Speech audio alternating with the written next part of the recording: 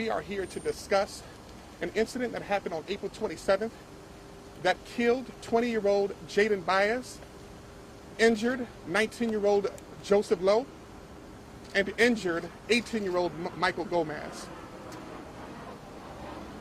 On that day, those three young boys, teenagers, were at a Kissimmee area Target, and allegedly they took Pokemon cards and a box of pizza and fled the store.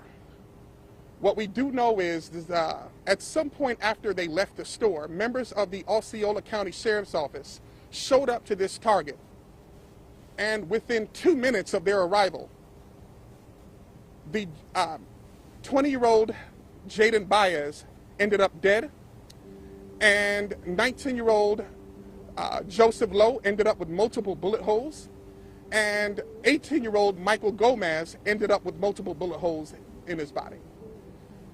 We had a chance to review photographs that was taken of Mr. Lowe's hands and Mr. Gomez's fingers. And it's evident to us that their fingers were blown off at some point. Mr. Lowe is still currently missing a few of his fingers to this day. Both boys indicated that when they got inside the vehicle and they realized that law enforcement was in front of them, they put their hands up in an upward position to surrender to law enforcement. They did not pose a threat, nor should have law enforcement ever gotten the impression that they were posing a threat to the community. But members of law enforcement chose to discharge their duty weapons, firing multiple times into the vehicle that these three young men were in, killing the driver and injuring the other two. Now, this department, the Osceola County Sheriff's Office, they were implemented body cameras roughly 2 years ago. Each and every uniformed officer on duty had an obligation to have their body-worn camera in possession and on, monitoring what they're doing and what's in front of them. In this day and age, it has become extremely difficult to trust the credibility of a law enforcement agency. And when an incident happens that involves an officer-involved deadly shooting, the only thing that can provide transparency is a camera that they were supposed to be wearing. Now, allegedly, according to Sheriff Mark Lopez, none of the officers were wearing body-worn camera on the afternoon in question of April 27th. And there is no video footage available from the body-worn camera of each and every officer that responded to this call. We have an issue with that. We also have an issue that Sheriff Lopez initially cleared his officers of all wrongdoing on the day it happened without conducting a thorough investigation into the matter. And in addition, he refused to provide the public with at least preliminary brief information or an explanation as to why his deputies fired multiple rounds in a car when there was innocent bystanders not far away. We had a chance to talk with some of the witnesses there, and it was evident that these gunshots started to erupt in the presence of individuals who had absolutely nothing to do with the situation at hand. One of the most absurd, appalling things that we were able to see is, or come across is, Sheriff Lopez stipulated that the driver of the vehicle, Mr. Jaden Baez, intentionally or attempted to run over his deputies and ran into the patrol cars of his deputies, which is why they fired at him in fear for their lives. However, video evidence that has surfaced, that is circulating social media, explicitly reflects that an F-150 or a truck that was being driven by law enforcement officers struck the vehicle that Mr. Baez was driving. We have severe concerns with the credibility of Sheriff Mark Lopez, and we are demanding that the DOJ take over this investigation.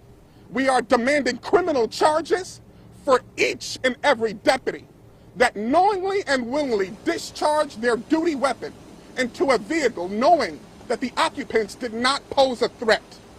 We are appalled that a sheriff who has an obligation to be transparent with the community would knowingly and willingly provide information to the public that is misleading. There is no evidence to support that his officers or his deputies had a reason or suspicion to fear for their lives. Mr. Baez ended up dead within 2 minutes of the arrival of the Osceola County Sheriff's Office. In addition, the vehicles that responded to this incident, there is a strict protocol in the state of Florida that explicitly stipulates that officers must activate their patrol cruiser lights when initiating a criminal traffic stop. The video evidence that has surfaced on social media reflects multiple vehicles unmarked without any type of dash or police camera lights displaying. We have reason to believe that the boys may not have even known that it was law enforcement originally approaching them when the situation originally happened. We are aware that the FDLE is investigating. However, due to the conflict of interest and the FDLE's inability to be transparent when conducting thorough investigations into officer-involved shootings, we are demanding, again, that the DOJ conduct their own independent investigation. We are aware that the state attorney, Monique Worrell, has already stipulated that she's doing her own independent investigation, but we are calling on her to do her job and charge these deputies. This was murder. There's no other way around it. These officers had an obligation to be peace officers for the community. We are talking about 3 teens that allegedly took Pokemon cards. Pokemon cards in a box of pizza. A petty theft. Now, Black Lives Matter Restoration Poke does not condone theft. However, we are talking about a misdemeanor. And these officers chose to behave in violence over pizza and Pokemon cards. Now there's a family grieving because a 20-year-old is dead. There's a 19-year-old in a hospital missing quite a few of his fingers. There's an 18-year-old that had his hand nearly blown off. And these boys are saying that they had their hands up at the time these officers were shooting. And that is consistent with the injuries that they sustained. For both boys to have fingers missing and substantial injuries to their hands lets me know that they are telling the truth and their hands were up. And if their hands were up at the time of this shooting, these officers were not justified in that shooting. This is murder. So again, we are calling on the DOJ to charge these officers. We are also calling for the resignation of Sheriff Lopez for his refusal to be transparent with the community. This is outrageous that a sheriff whose job is to be transparent would knowingly and willingly want to provide misleading information to the public as to what happened to 3 young men. And again, we are demanding that the state attorney also charge these officers. There is enough evidence under Florida law for the state attorney to realize that there's inconsistencies in the statements given by the sheriff as to why these boys were shot. At no time should stealing Pokemon cards in a box of pizza should equate to death. At no time is that okay. The state attorney has an obligation now to the Baez family to do the right thing and charge each and every deputy. For the sheriff to enact this mercies law to prohibit the names of the officers of being released lets me know he is being manipulative. These officers were not victims. They were the perpetrators. And it's obvious. And we are appalled, and we are going to continue to be consistent in calling on the DOJ, and we are going to continue to demand charges until we see the cuffs on each and every officer. This is not excusable. The sheriff owes the community a true explanation, and then he needs to resign. Now, Black Lives Matter Restoration Polk is thrilled that the victims' families have retained the services of attorney Mark and the Jane and the Jane law firm, and we are confident in their ability to successfully civilly litigate this particular case. However, we are calling on criminal charges because no amount of money that can be given to the family is going to be able to replace this precious life of Jaden Beers. No amount of family given to the Gomez family is going to be able to take back the nightmares that this young man is going to have to, it's been dealing with every day since this incident. No amount of money given to the Lowe family is going to be able to replace his fingers and the bullet holes in his body. This is immature of the sheriff's office to take a week to even provide a basic explanation as to what happened, and the information they gave is not adding up. So again, we're going to stand with the family, and we're going to continue to demand criminal charges. If any of you have any questions, I have no problem answering them. So the sheriff is saying that since they charged them, they shot back. What's with the truck that you were saying about? Tell me about that. Say it again. So the sheriff is saying they shot the kids because they started ramming them and the vehicles. These vehicles that these deputies were in were unmarked, with no type of identification to identify them as law enforcement. This sheriff is making a lot of allegations for his deputies to be without body cameras. Again, body cameras is the only thing that provides 100% transparency. To my understanding, the city of Kissimmee paid thousands of dollars for this department to have these body cameras that these deputies were supposed to be wearing. You cannot tell me that a dozen deputies respond to a misdemeanor incident and not one has body camera footage available to substantiate their claims. Now, there is a video that has been released that I'm sure everyone has seen now that does show what appears to be after. It does show that the vehicle that Mr. Byers was driving appeared to move forward. But this was after. You can see a silver truck or an F-150 bump it from the front. It appeared, you can clearly see as F-150 pulls right in front of it in the parking lot of Target in the presence of civilians, children, and innocent bystanders. Members of law enforcement used an unidentifiable truck to ram the vehicle that Mr. Byers was driving. And then you see a black SUV pull up next to it. That SUV does not have any type of patrol camera lights, nothing to identify it as law enforcement. And then within seconds, you can see what appears to be gunshots erupting. 1 minute and 32 seconds is extremely fast, by the way. And the sheriff is making a lot of allegations without proof. The lack of video proof lets us know that there is no transparency in this particular case coming from the sheriff's department. There was no excuse for these deputies not to have on a body-worn issue camera. Now, there's a rumor that they were allegedly in training, not far away, or conducting a training exercise. But I have never heard, and I am the nephew of a lieutenant and the younger brother of a sergeant, and I have never heard of any law enforcement officer on duty being given permission to remove their body-worn issued camera when it is a mandate that they must wear it while on the clock. It's too many inconsistencies. This is not making sense. The evidence supports murder.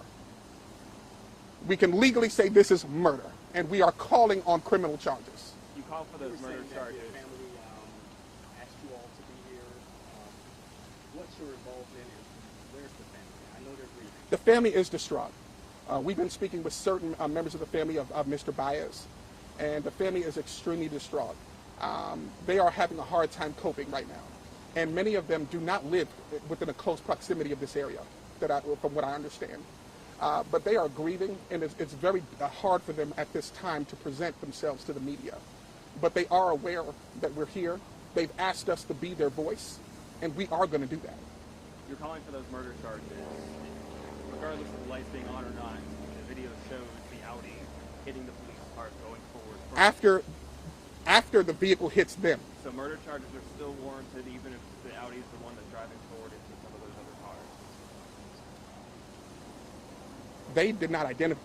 The boys are saying that Mr. Gomez and Mr. Lowe are clearly indicating they didn't even know it was law enforcement.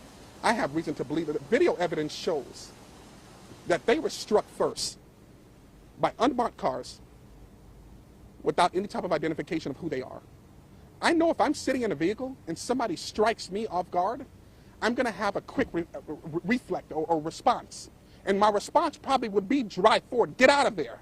If I know that I'm being ambushed. This was an ambush-like killing. This is an ambush. That's what this was. They ambushed him. They knew what they wanted to do. That's why they bumped him. And they wanted the response of him to drive forward. But I can tell you 90% of people who are hit off guard while they're sitting in their vehicle by another vehicle and they don't know who's inside, they're going to have a natural reaction to want to drive away.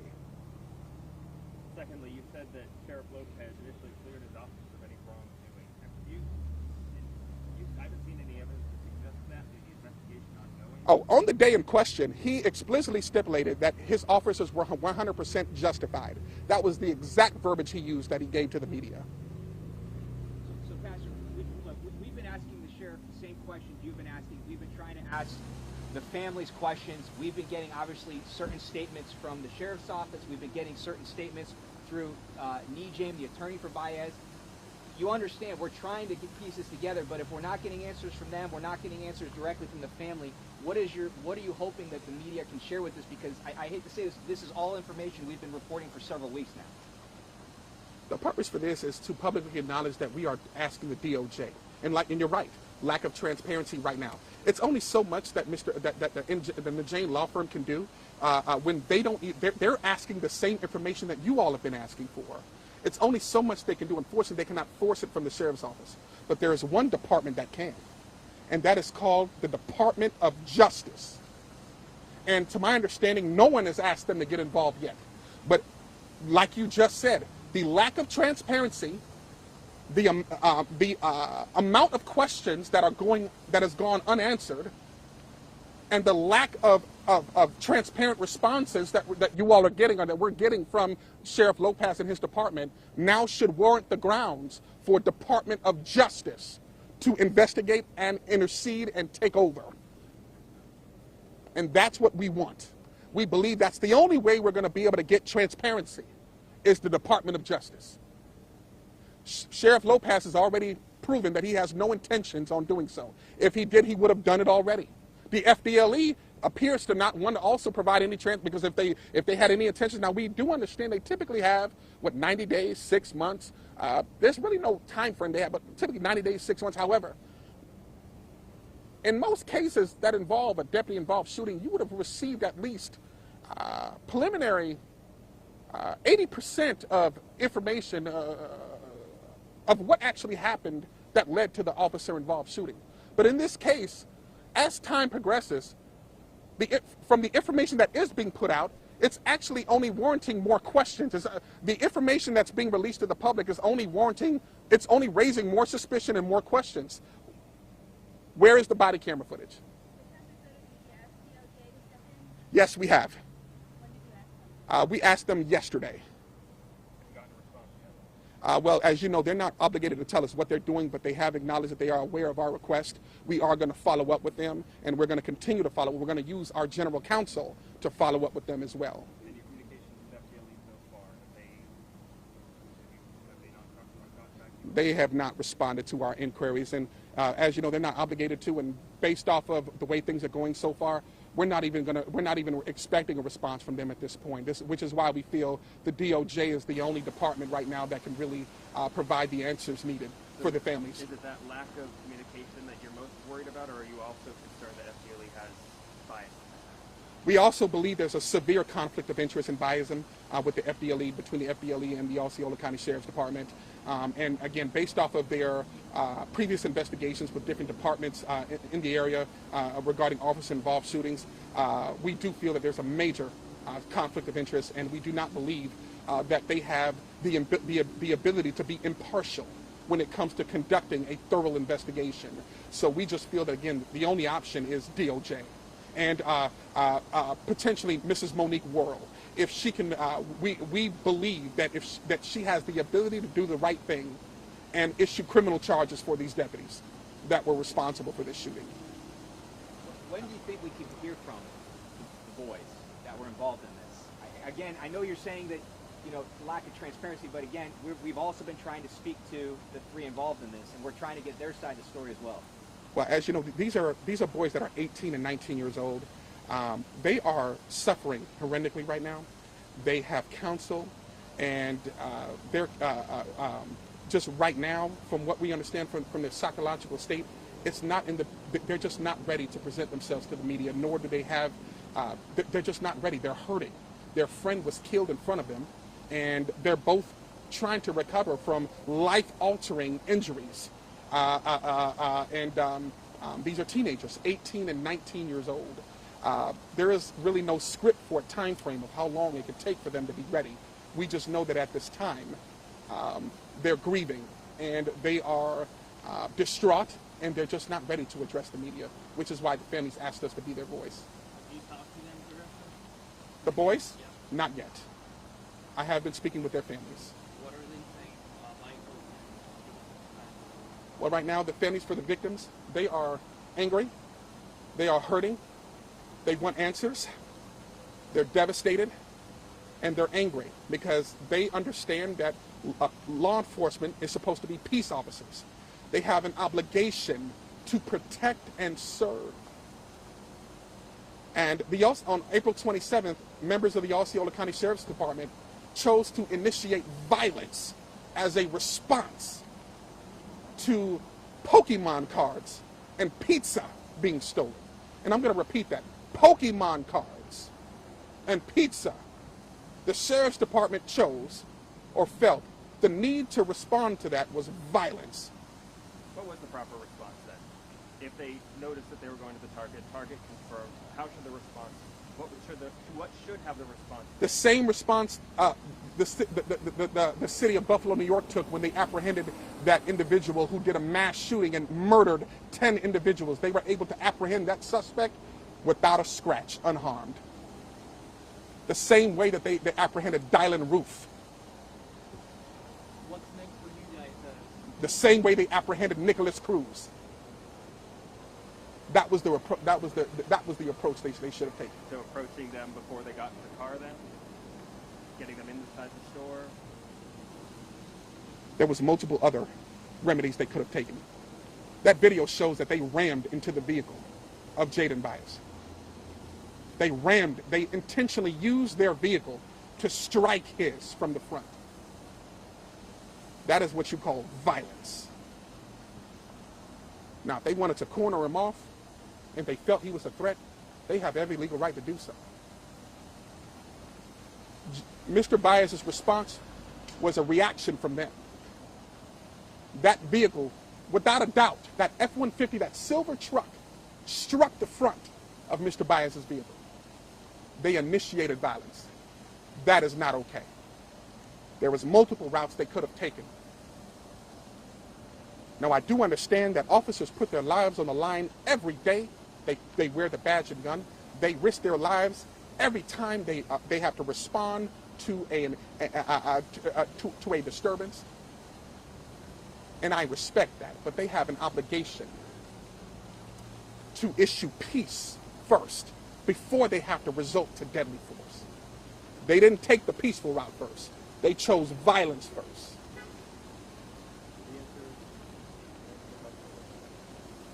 I think just echoing what he had asked, what's next for you guys? We're going to continue to stand with the family. The Najane law firm is continue to move forward with legal litigation for civil. We are going to sit with our general counsel and go over all legal options we have to get the DOJ to do what we know they have the legal ability to do. And we're going to stay consistent with demanding criminal charges. We're going to do whatever we can within the scope of legally to demand criminal charges, and we're going to stay consistent with it. Even if we have to organize protests, I already have the support of multiple local clergy and pastors.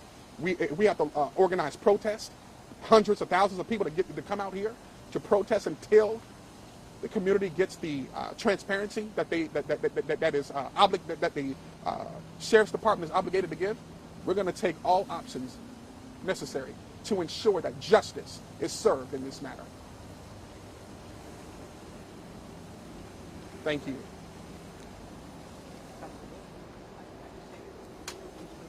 Yes, it's Pastor C. Is it Charlie A-R-L? Last name is S-O-T-O. Soda? Yes. Are you with the congregation? I know you're with Black Lives Matter Restoration.